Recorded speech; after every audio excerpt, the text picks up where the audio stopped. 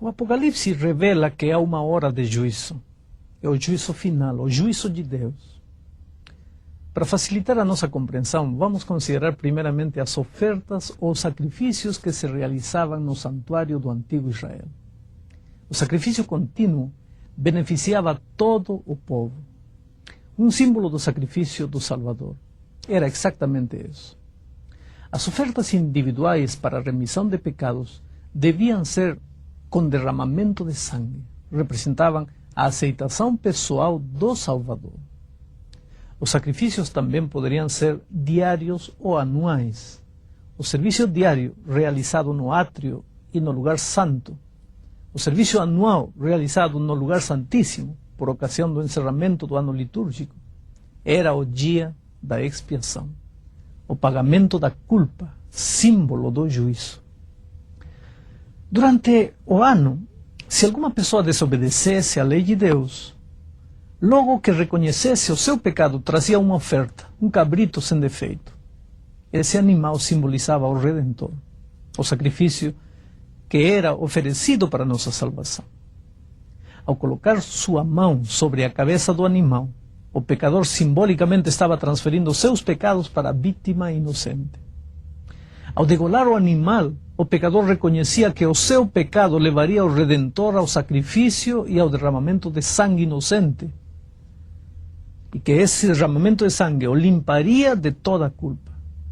A seguir, então, o sacerdote aspergia o sangue nas pontas do altar. Os pecados perdoados ficavam registrados no santuário. Essa cerimônia ajuda a compreender por que o Apocalipse e outras partes da Bíblia falam dos livros do registro lá nos céus.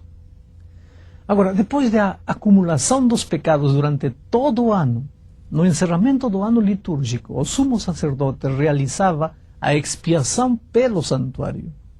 Também fazia a expiação pelos sacerdotes e por toda a congregação. O sumo sacerdote era o líder dos sacerdotes. O dia da expiação era um dia solene, representava o juízo. Nesse dia, o sumo sacerdote sacrificava um bode e o oferecia em expiação. Expiação era pagamento da culpa. O sangue era recolhido num recipiente. Então o sumo sacerdote purificava o altar e todos os móveis do santuário, aspergindo sobre eles o sangue do bode. Com essa cerimônia, era purificado o santuário dos registros dos pecados, dos que confessavam suas culpas, dos sacerdotes que comiam a carne e, por último, do altar e do santuário, onde o sangue era derramado e aspergido. Era a única vez no ano em que o sumo sacerdote entrava no lugar santíssimo. Essa cerimônia apontava para a obra de Cristo no santuário celestial. A Bíblia diz: era necessário, portanto, que as figuras das coisas que se acham nos céus se purificassem com tais sacrifícios, mas as próprias coisas celestiais com sacrifícios a eles superiores. Porque Cristo não entrou em santuário feito por mãos, figura do verdadeiro. É o que Hebreus diz no capítulo 9, 23. Porém, no mesmo céu, para comparecer agora, continua dizendo o autor de Hebreus, por nós diante de Deus, nem ainda para oferecer a si mesmo muitas coisas, como sumo sacerdote, cada ano entra no Santo dos Santos com sangue alheio. Agora, porém, ao se cumprirem os tempos, se manifestou uma vez por todas para aniquilar pelo sacrifício de si mesmo o pecado. E assim como aos homens está ordenado morrerem uma só vez e depois disto o juízo, assim também Cristo, tendo se oferecido uma vez para sempre, para tirar os pecados de muitos, aparecerá a segunda vez sem pecado aos que o aguardam para a salvação. Amigos, o ensino bíblico nos mostra que o juízo terá três fases. A primeira fase ocorrerá no céu e será anterior à segunda vinda de Cristo. O profeta Daniel viu em visão que foram postos uns tronos e o ancião de dias se assentou. A segunda fase do juízo diz respeito ao povo de Deus, começando pelos primeiros habitantes da terra, até os que estiverem vivos ao voltar o Senhor. A terceira fase do juízo ocorrerá ao término do milênio. No ritual do santuário era ilustrado com o bode Azazel, o qual era abandonado no deserto para morrer. O bode Azazel não era sacrificado e não podia salvar ninguém. Diz a Bíblia, sem derramamento de sangue não há remissão de pecados. Então aquele bode não podia salvar ninguém. O bode Azazel representa Satanás durante o milênio. Ele estará desolado aqui na terra, ao final do milênio. Ele será destruído com todos os pecadores.